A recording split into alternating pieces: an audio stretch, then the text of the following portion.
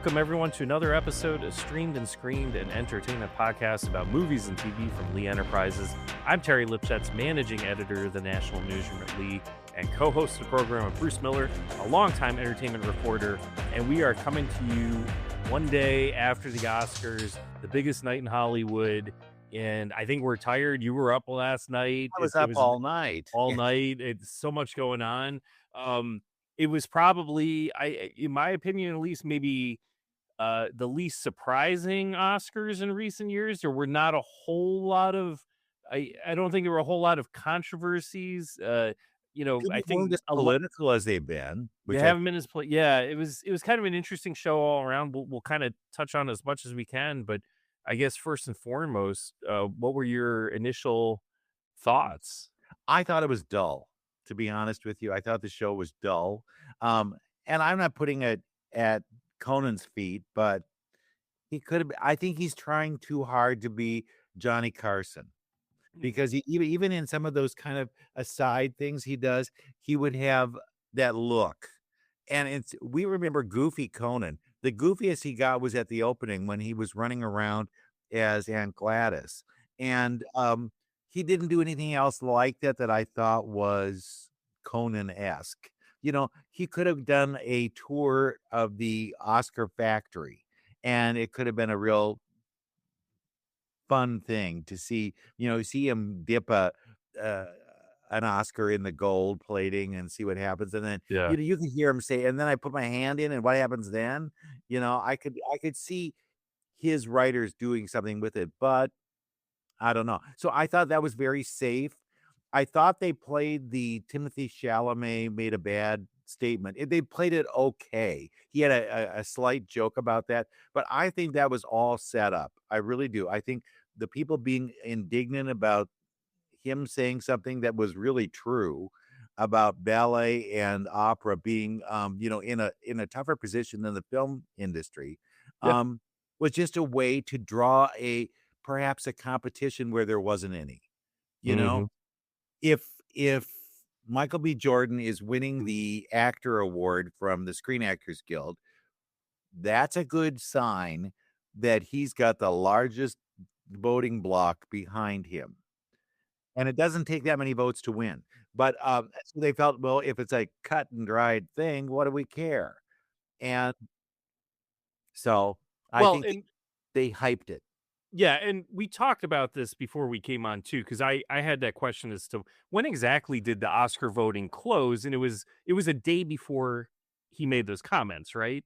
It's around that time, so that anybody who waited that long to cast their ballot was, it's on you. Yeah, I think it was more of an excuse to maybe say it cost him an Oscar, but I'm with you. I mean, if Michael B. Jordan, he won Screen Actors. He clearly had the headwinds behind him. I don't think Timothée Chalamet was winning that one way or the other. I think it was clear that Michael B. Jordan was going to win that. And I'm with you too. Ballet. This isn't anything against ballet or opera. They're certainly fine arts.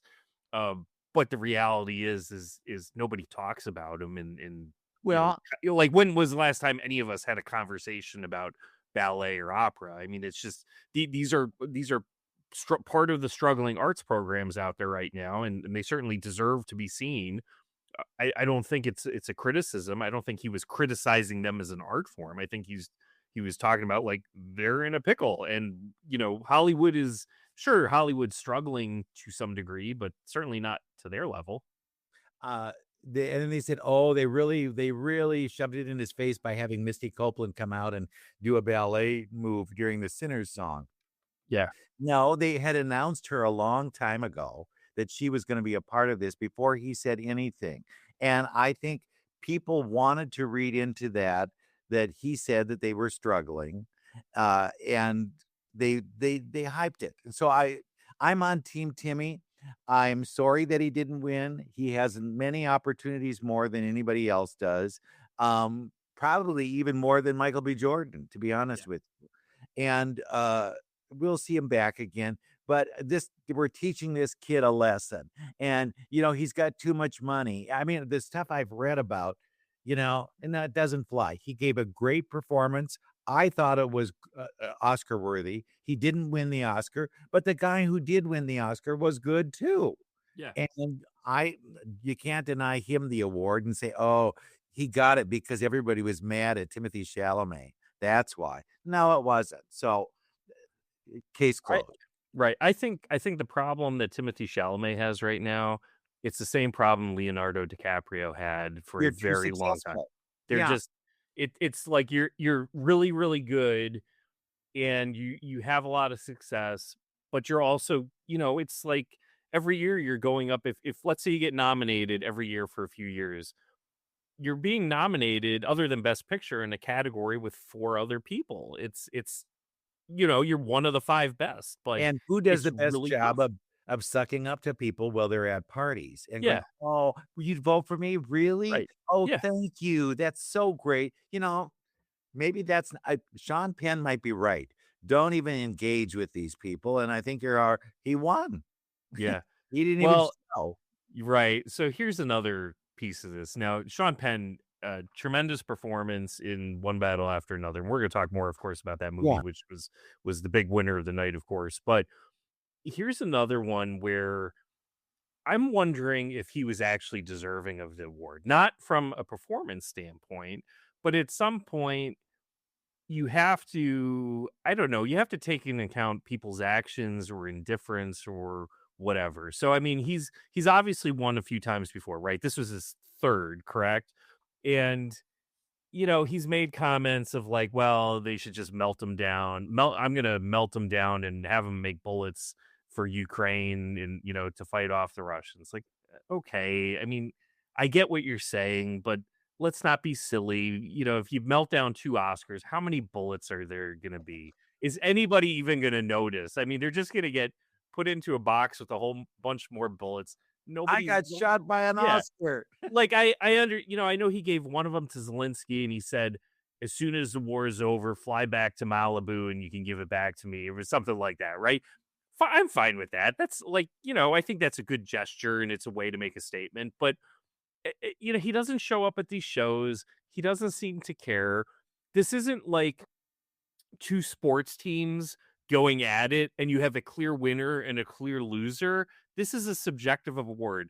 He won it today. If he would have held the voting 6 months from now with the same group of people, maybe somebody else wins, right? Maybe Benicio del Toro wins. Who, I don't know who, I think Delroy Lindo was the one who could have won yeah, if they decided exactly. not to go with.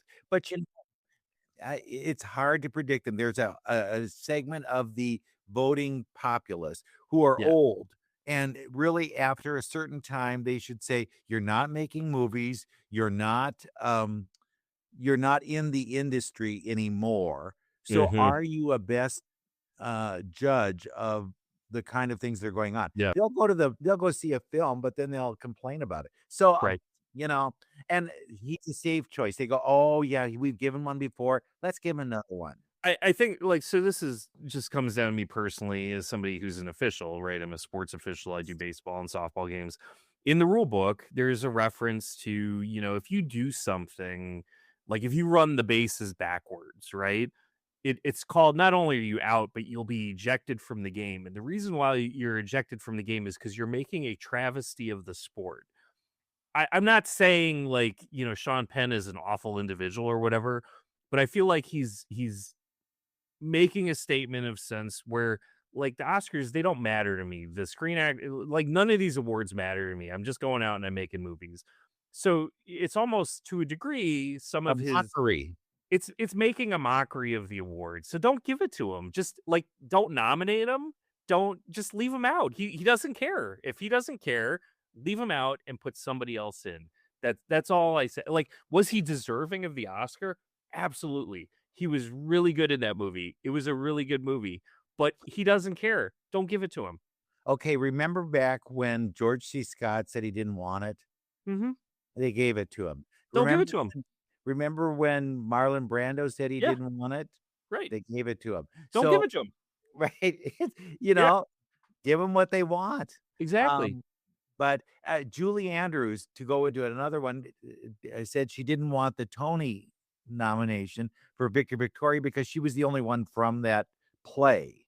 And she Mhm. said, "This is wrong. You guys are, and it probably was a concerted effort not to give the show anything, but they couldn't ignore Julie Andrews. So she said, take my name off the thing, and she would have won. She would have won hands down.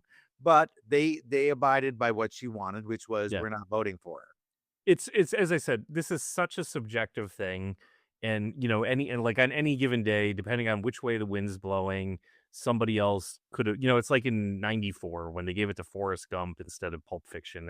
If I think most voters, if given a mulligan, probably would have ultimately given it to Pulp Fiction instead, but it just, like, felt good at the time, sure, right. They should have an Oscar redo Yeah, category. Where do did we it. screw up and let's do it again?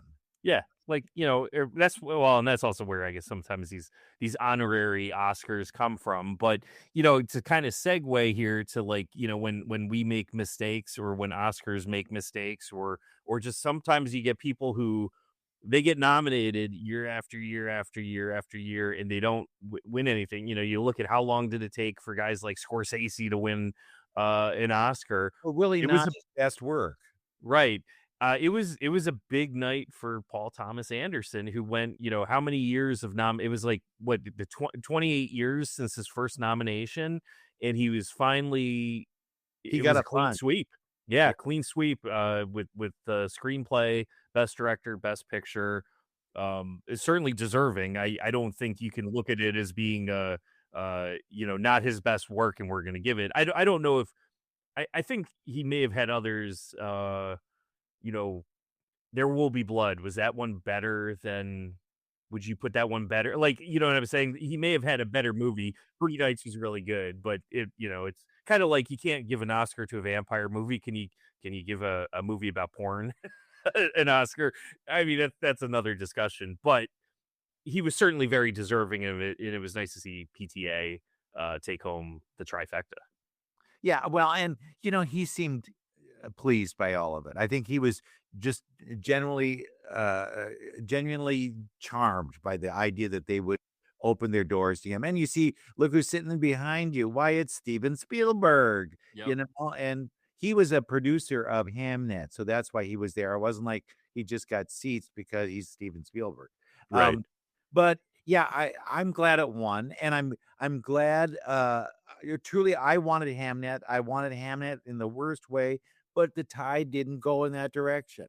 I think Mhm. they got a little nervous when they've been giving, like, the real bad one in those old days was Shakespeare in Love. Mm. And if you watched, they had a lot of people listed as the producers. I thought they were limited to having like four.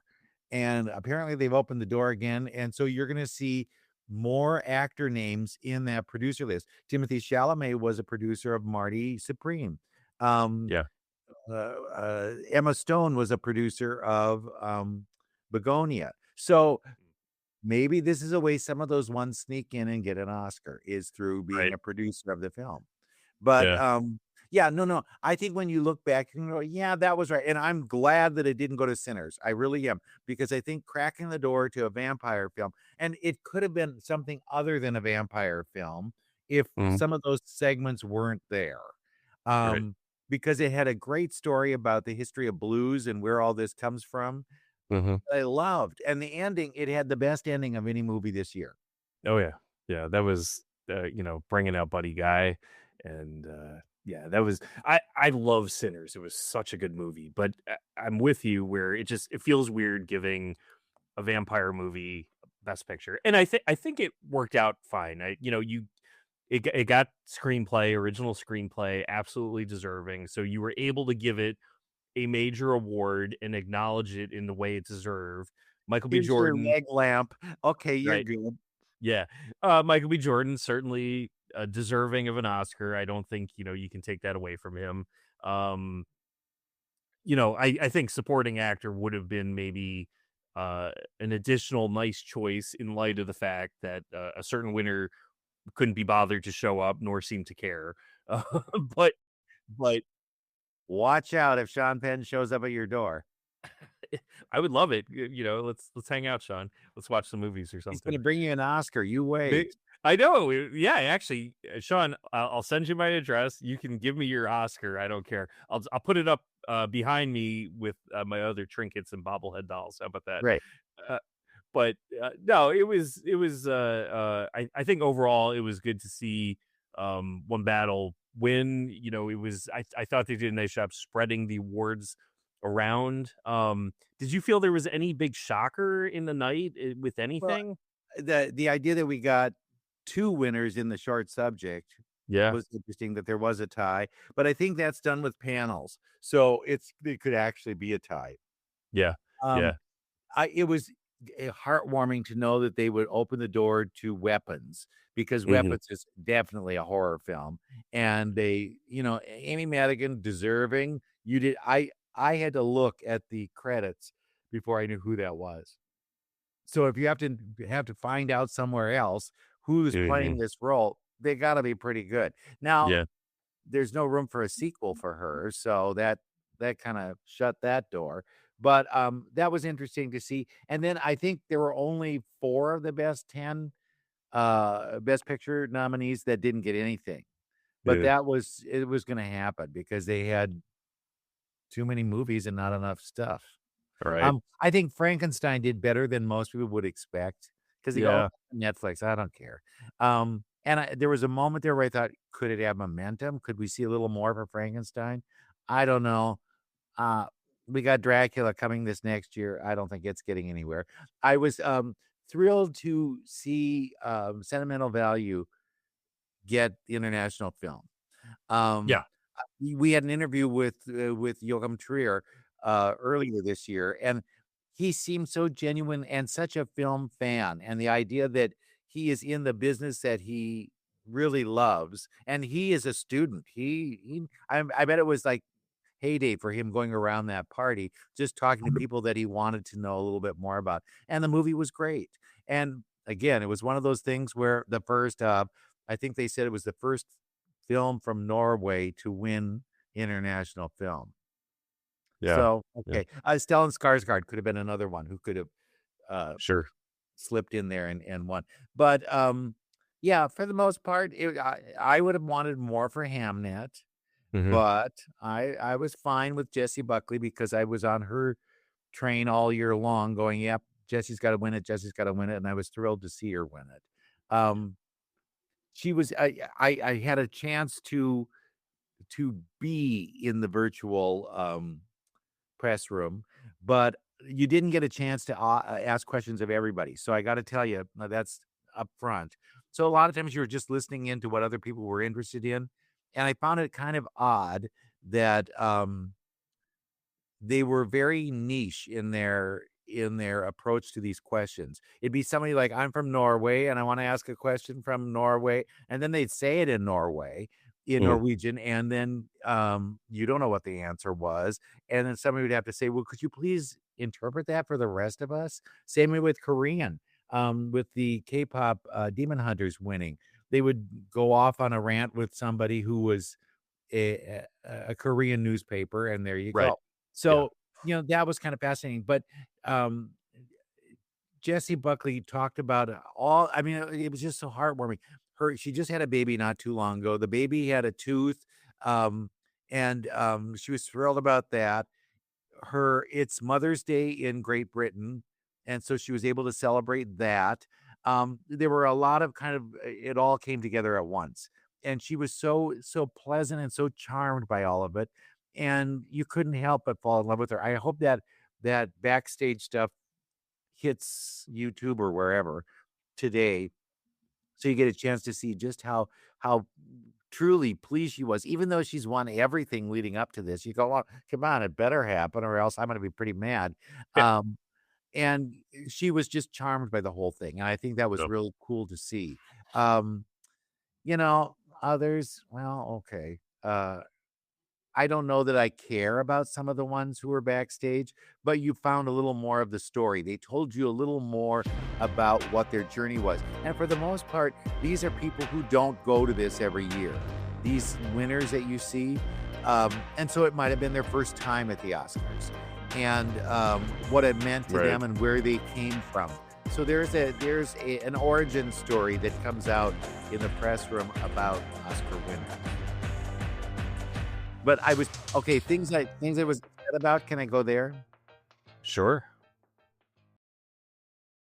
I want to know how you get picked to be a special in memoriam person, Right. because Yeah. I think Robert Duvall was great. I could have Yeah. done a few minutes on him if I needed to. Or maybe there should be a spin-off show, which is the in memoriam special, where they Mm. just have people remember them or talk about them. And then it would be kind of a way to solve that problem. Like, you didn't mention so and so, and it's true. And then you see, like, somebody was a manager or somebody was a publicist, and you go, well, why are they in here? Well, you didn't even get all the actors in. But Yeah. it's one of those things that I they did a great job of sending a tribute to Rob Reiner, and all those people came out great. They did Mhm. a sweet thing with Diane Keaton, and Rachel McAdams, and then they Right. had, come on, Barbara Streisand singing "The Way We Were" to Robert Redford. Right. Does it get any Yeah. better than that? I don't think it Yeah. does. But I feel sorry for those who weren't in that crowd. And I don't know who makes the decision that, well, this is a big enough star that we need to haul out somebody to talk about him. Yeah.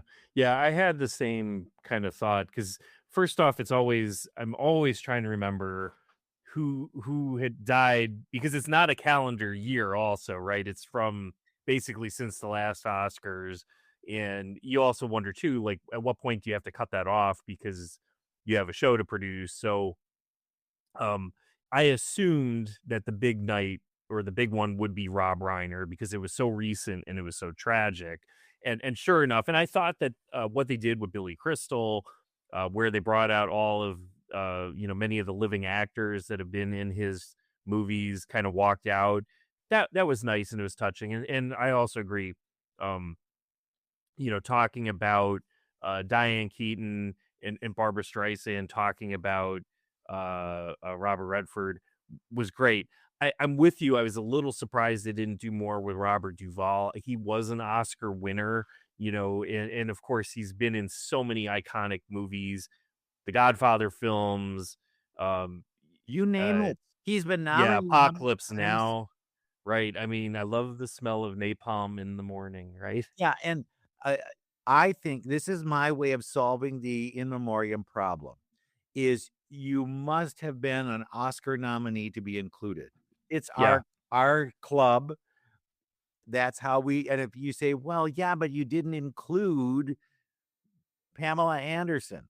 Well, Pamela Anderson wasn't nominated, so there you go. right, right. But The only problem there is you end up with those. Like, what happens when Harrison Ford dies, right? He didn't win. I mean, did they give him an honorary? he was nominated for That's Witness. true. That's true. Yeah, I You can guess, get him in there. but you know what I'm saying? There are certain actors who are really, really good who somehow just never get, Well, why um, aren't they? Get them in there. yeah. Put them on Well, Oscar. I get there. And There you are. with the bunch that was there for Rob Reiner, I wanted them to slow the camera down so I could see who they were, because it Hmm. takes you a while to say, oh, those are those kids from Stand By Me. And, they're old men Yeah. now. But um, I wanted a picture of that where we could look a little closer at who they were. Right. So I saw a couple from Spinal Tap. I saw Hmm. 2 of the boys from Stand By Me, a lot from Princess Bride. Yeah. Right. And that Benning was from, I think, was it The American President? Was that his one? He's with Michael Maybe. Douglas. Yeah. Yeah. And and so, and fascinatingly, they did not say his directing career began with Spinal Tap and ended with Spinal Tap. Mm, interesting. So, but Yeah. yeah, but that was I think the big entertainment highlight of the night. I kept wondering, why are they holding these white things in the audience? And it was light bulbs Oh, that they held up for the golden number. And I got, oh, performance. that's what Right. I thought. Is there candy in there? Are they passing out Yeah. candy to people? No, it was a light bulb for a moment. And I Right. think Sinners was a good representation, particularly of that movie. Oh Um, yeah. he had so much going on in it, but at the exclusion of others, you know? Yeah.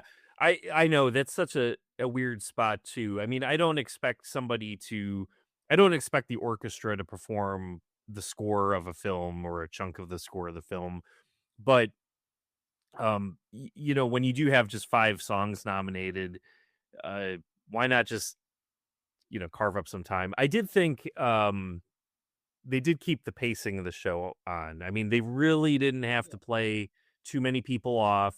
Everyone seemed to kind of keep it tight. The show was over by about 10 p.m. Central Time where we're living. It seemed like there's been years where that show was dragged on Well, forever. and where they short shrift the people who at the end, and it's the biggest awards, and you go, "Wait a minute, no, they should be able to have their moment. Let them talk." And Right. I think they did spread around some of these big ones so that you had a chance to enjoy Yep. them. I agree. I agree.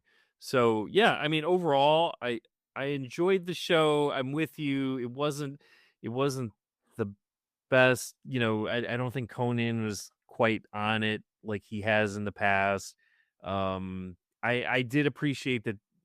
Under the circumstances of where we are in the world today, it could have gone way more political than it did, Yeah, and it and didn't. really didn't get political at all. I mean, there was a couple of moments, a couple of comments here and there, But but nothing that was nothing like, and I think I don't I know there's some people out there that will tell, like, actors should just keep to acting, singers should just keep to singing. No, we live in a free society and we're allowed to express ourselves. That's why we have a First Amendment and these rights to free speech. However, there's certain things I think, when we get into these award shows or other things, like there's times, if I'm watching a football game, I don't need everybody to get political in the football game. If I'm watching, and I know some people will disagree with that and say, well, you've got a platform in front of millions or maybe even billions of people, and that is an opportunity to say something. But you look at even things like at the most recent Olympics where they told the Ukrainian skeleton athlete like he couldn't wear the helmet because it was making a political statement, and they've kicked athletes out of the Olympics for getting political in a event that shouldn't be political. So I do appreciate, like, I always appreciate when people want to share their opinions. It is our right to do so, but I do like being able to watch something like the Oscars and just let it be about the movies, because ultimately I think that's what it should be. It should be about the films and celebrating cinema. And when you start getting a little bit too political, it distracts you the night. If you want to, after the show, start making political statements. If Sean Penn, with when they finally deliver him his Oscar, if he wants to go right. off on the thing about like melting it down for bullets for Ukraine, whatever, that's fine. But like, let's just leave the show to what it is and celebrate movies and just enjoy the night. Here, here. I think that's a good way of looking at it. I was surprised that there weren't ribbons for something. Usually they wear a Yeah. ribbon for this or that, and I didn't see that. What I did notice were a lot of men were wearing like big brooches, or like Yeah. Adrian Brody had like something that looked like a grandmother's corsage at a wedding. Um, Right. and you think, well, what's the deal? The men actually were more fashion forward than the women. There was an awful lot of black dress mentality, among the women. A lot of black dresses that were like, I don't care. And I think we saw that with the bridesmaids reunion, where they were all in some version of black. And I thought, oh no, here was a chance we could have seen really cool dresses or whatever. Yeah. They should have all Yeah. come in bridesmaids dresses. Wouldn't that have been great? It would have That been would have been. perfect. Yeah. Perfect. But I Yeah. thinking off the block? Yeah, I think I am. No. Um, Pedro Pascal's outfit, like he had that white shirt with the big with a white. big thing in the front. Yeah, that was interesting. Right. Right. And then, who else was kind of fast? The best dresses, I thought, Kate Hudson looked great. She looked like a Mhm. mermaid. I thought Chase Infinity looked great in lavender. Mhm. Um, but, you know, are we spending some I think it reflects the times. Yeah. They're Yeah. not spending the money over the top like they used to, or at least borrowing over the top. Um, Right. they aren't trying to create that illusion that everything is perfect in Hollywood. Right. Yeah, there was one, the only one that was really do you remember Demi Moore's dress last night? She had She all had those, like it was a black feathers. dress and the feathers. And not that wasn't a bad dress or anything like that. It was just very bizarre because the feathers were coming up in front of her face and you could even see as she was talking her breath was like poofing the feathers out of the way. And I'm just thinking to myself, is that even comfortable to sit in? You know, when she's at her seat, She's do you in have her all these neck feathers line, right? face, right? Or does she just tuck them down? I don't know. That was, that was really the only one that really kind of caught me off guard. Did you see that? Miss, could you put your feathers down? I Could you can't put your see feathers behind down? you. Right, right. Well, and then of course the biggest thing of the night, I think, has to be Grogu, right? Yeah, he couldn't even clap. He couldn't even clap his little arms. Poor, Poor thing. But poor there he was. Grogu. I wish they'd pulled back and we could have seen the puppeteer that was involved, but of course, no. And Disney, you could see their hand in all of this. Then right after that was an ad for Grogu and the Mandalorian. And you go, Yep. nah, they're trying too hard to get synergy going between their films and the ones that are there. Mhm, And then there mhm. was a Timothée Chalamet commercial driving a car. Right. Um, there were a lot of those little things I thought, no, I don't need this. Don't be doing this to me. I remember one year they decided that the only advertisers could be film advertisers. Uh, So it had to be a studio advertising an upcoming film, which was okay. fascinating because you got to see the it's like the Super Bowl. Yeah. You got to see what was upcoming. But is that the way to control it? I don't know. I don't Yeah. know. Then we should Yeah. have ones about if it's Super Bowl for us, then they should have let's have snacks and show what the snacks are like. Yeah. I think the one that was kind of interesting to me is I'd totally forgotten about the Testaments coming soon to Hulu. Right. So that was kind of like, oh yeah, I guess that is coming out soon. So it was good to get a trailer for that. So I'm looking forward to that. But overall, it was, I think it was a good night for film. Not, me personally, not a whole lot of surprises. Just, you know, but here we are. We're done. It's over, and now we have a whole year to go until we hit these And again. now, who's in the lead for the next year? Oh man. Well, I think we will have a lot to talk about, and it's probably a good point to wrap this show up. So thank you all for listening, and we will be back again next week with another episode of Streamed and Screened.